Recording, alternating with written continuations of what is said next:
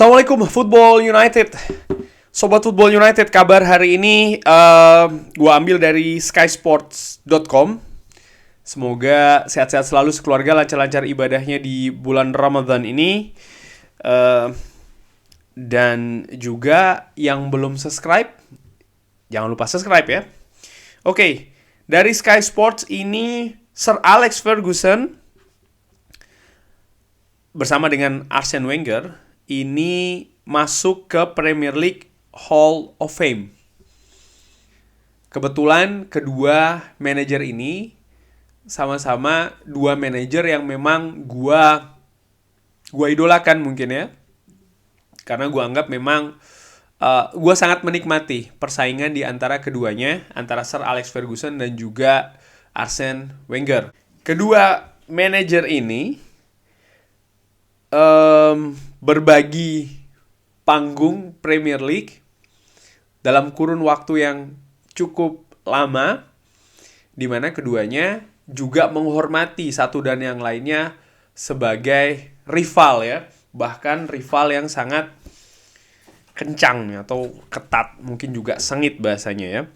Gua ambil dari skysports.com. Sir Alex Ferguson memenangkan gelar Premier League di 13 kesempatan sebagai manajer Manchester United. Lebih banyak 9 kali dari manajer manapun di Premier League, di sejarah Premier League. Di sisi lain, Arsene Wenger ini juga memanajeri 828 pertandingan. Menurut gue ini pencapaian yang luar biasa. Dari statistiknya, Sir Alex Ferguson di Premier League total ini 810 pertandingan. Kemenangannya ada di 528, draw-nya di 168, kekalahan 114. Win percentage atau persentasi kemenangannya luar biasa ya, dari 810 pertandingan, persentasinya ini ada di 65,2%, lebih dari 50%, bahkan lebih dari 60%. Sir Alex Ferguson mengatakan kalau saya sangat senang sekali ya untuk bisa masuk ke Premier League Hall of Fame. Ini merupakan sebuah kehormatan menerima sesuatu seperti ini. Tapi ini bukan hanya untuk saya sebagai sebuah person, tapi ini juga tentang pekerjaan di Manchester United dan juga bonding ya, keterikatan yang kita miliki selama bertahun-tahun, dan saya juga sangat bangga kepada klub, staff, dan juga pemain-pemain. Pekerjaan saya adalah untuk mengirimkan kepada fans perasaan happy.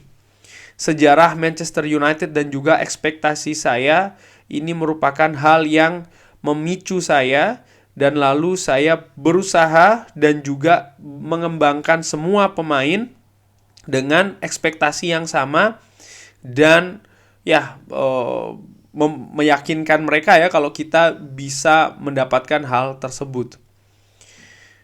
Wow, ini luar biasa visi dari Sir Alex Ferguson kalau membawa sejarah dari Manchester United dan juga ekspektasi dia kepada seluruh pemain. Dan kalau ngobrolin tentang Sir Alex Ferguson, permainan Manchester United di zaman Sir Alex Ferguson tidak selalu permainan cantik, permainan menarik ya, dominasi, tidak selalu seperti itu. Kadang juga banyak pertandingan Manchester United tidak bermain bagus tapi tetap bisa meraih kemenangan. Bagaimana kok itu bisa? Seperti yang gue baca di bukunya Sir Alex Ferguson, bagaimana karakter itu menjadi hal yang selalu ditekankan oleh Sir Alex Ferguson. Fundamen di dressing room, fondasi di dressing room itu didirikan betul, dan juga bagaimana Sir Alex Ferguson secara absolut menguasai dressing room, artinya kontrol pemain itu benar-benar ada di manajer. Itu sangat terasa. Bahkan sering sekali dari beberapa podcast mungkin ya, dari mantan pemain mengatakan sering sekali ketika mereka sedang bertanding, Sir Alex Ferguson tidak perlu untuk memberikan instruksi. Ketika Sir Alex Ferguson turun dari dugout, artinya dari tempat bench pemain ya, pemain itu sudah seperti kayak sudah sama-sama tahu gitu loh, nih kayaknya ada yang salah nih. Tanpa Sir Alex Ferguson berkata, itu kayak memberikan booster bagi mereka untuk tampil lebih baik lagi, untuk memperbaiki penampilannya. Langsung sama-sama serentak itu bisa ya melihat kesalahan apa yang mereka lakukan tanpa Sir Alex Ferguson harus berkata. Dan tentu saja hair dryer treatment ini sangat-sangat legendaris ya. Hampir semua pemain di Manchester United pernah merasakan hair dryer treatment.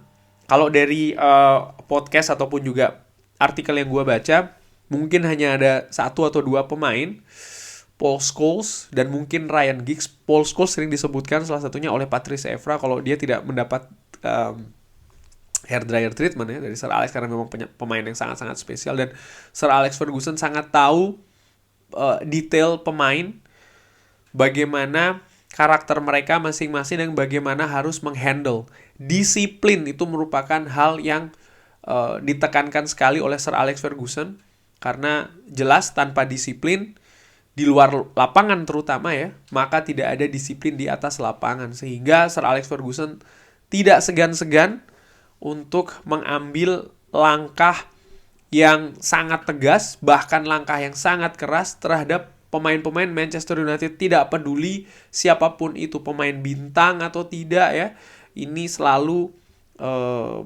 dia bisa berlaku secara tegas. Lalu bagaimana Sir Alex Ferguson juga membina bibit muda dari Manchester United, tentu saja yang paling fenomenal Class of 92. Walaupun demikian, sepanjang perjalanan karir dari Sir Alex Ferguson, paling tidak yang gue ikutin ya, tidak semua talenta muda itu jadi. Ada juga kesalahan-kesalahan ya kan, perekrutan. Ini juga menunjukkan kepada gue paling tidak bahwasanya pemain itu tidak bisa digaransi ketika dia, terutama pemain muda ya, bagus di 1 momen, di 2 momen, 3 momen, maka akan seterusnya progresnya akan naik terus. Tidak selalu seperti itu. Namanya juga manusia, ada banyak godaan, ada juga perubahan yang terjadi ya kan. Sehingga pemain-pemain muda yang bisa terus berkembang dari masa mudanya sampai dengan masa seniornya ini merupakan pemain yang luar biasa. Salah satu contohnya tentu saja pemain dari kelas 92 itu. Bagaimana Sir Alex Ferguson secara tepat menurut gua merawat, mensupport, mendevelop pemain-pemain tersebut sehingga bisa menjadi pemain yang luar biasa di Manchester United. Selain itu, yang ingin gua garis bawahi lagi adalah taktik dari Sir Alex Ferguson. Sering sekali taktik itu tidak langsung dari Sir Alex Ferguson, tapi tim pelatih yang meramu. Carlos Queiroz sering diberikan kepercayaan oleh Sir Alex Ferguson, asisten manajer pada saat itu. Sir Alex Ferguson lebih ke man management, sementara Carlos Queiroz sering mengatur tentang taktik dan juga strategi detail permainan kepada ya para pemain Manchester United sebelum pertandingan. Lalu juga bagaimana manajemen yang mensupport secara positif menurut gua. David Gill atau bahkan sebelumnya Peter Kenyon ini juga memiliki hubungan yang bagus dengan Sir Alex Ferguson, sehingga dalam mengatur dalam mengatur klub ya, bukan hanya memanage pemain tapi juga staff, tapi juga klub. Karena tugas manajer kan itu bukan hanya sekedar mengatur pemain, tapi juga pemain senior, pemain akademi, staff, pegawai yang lain. Ini kan semua juga termasuk di ruang lingkup klub yang di sana ada manajer nih, perannya ada juga di sana. Sir Alex Ferguson bisa bersinergi dengan baik dengan jangka waktu yang cukup panjang ya kan, bersama dengan Manchester United, sehingga ini menurut gua kunci-kunci dari kesuksesan Sir Alex Ferguson. Dan gua harapkan Erik ten Hag juga bisa melakukannya. Musim bersama dengan Manchester United, terutama di awal-awal bagi Sir Alex Ferguson, tidak selalu mulus ya. Ada bumpy ride-nya, ada turbulence-nya, ada naik turunnya.